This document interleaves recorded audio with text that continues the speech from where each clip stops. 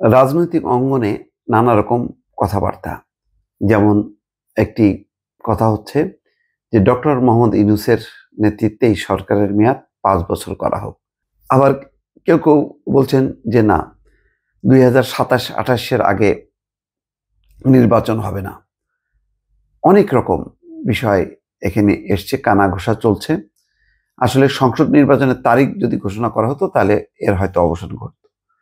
এখন আরেকটি আলোচনা আসছে যে ডক্টর মোহাম্মদ ইউনূস কি প্রেসিডেন্ট হবেন, অর্থাৎ প্রত্যক্ষ ভোটে প্রেসিডেন্টের যেই নির্বাচনের ব্যবস্থা সেটি কি হবে কিনা, আবার পার্লামেন্ট নির্বাচনও হবে, প্রেসিডেন্ট নির্বাচনও প্রত্যক্ষ ভোটে হবে, এমন একটা আলোচনা যখন চলছে নানামুখী, তখন মাহমুদুর রহমান মান্না বাংলাদেশে প্রেসিডেন্সিয়াল সিস্টেম ফিরিয়ে আনার আহ্বান জানিয়েছেন।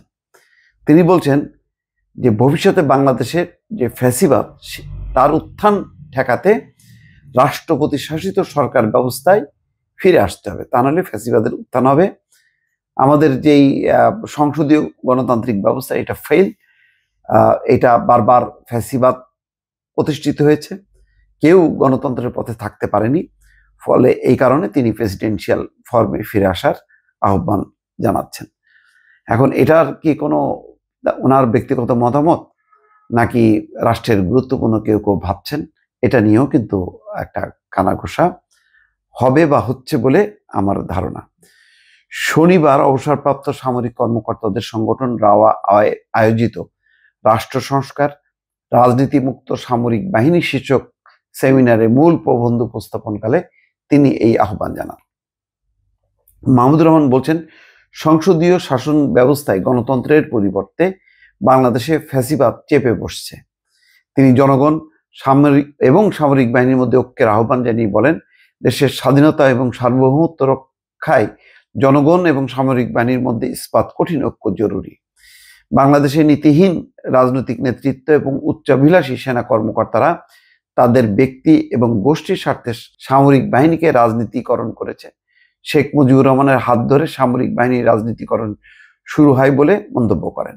রাওয়ার সভাপতি কর্নেল অবসরপ্রাপ্ত আব্দুল হকের সভাপতিত্বে এখানে প্রধান অতিথির বক্তব্য দেন এলডিপির চেয়ারম্যান কর্নেল অবসরপ্রাপ্ত অলি আহমেদ বীর বিক্রম।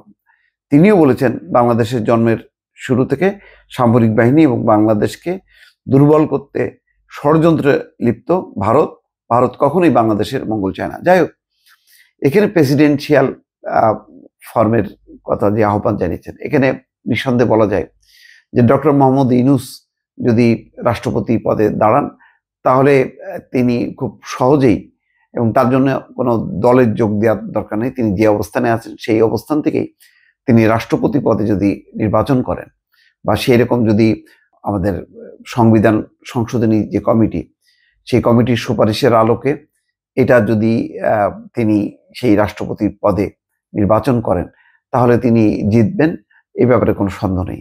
এখন ডক্টর মোহাম্মদ ইউনূসকে কি রাষ্ট্রপতি পদে রাখার লক্ষ্য নিয়ে এমন একটা প্রস্তাবনা সামনে এসছে কিনা, সেটা নিয়েও কিন্তু রাজনৈতিক মহলে আলোচনা চলছে দর্শক। তবে সবকিছুই দেখার জন্য, বোঝার জন্য দর্শক অবশ্যই সবাইকেই নজর রাখতে হবে রাজনৈতিক পরিস্থিতির উপর। ভালো থাকবেন। আল্লাহ হাফেজ।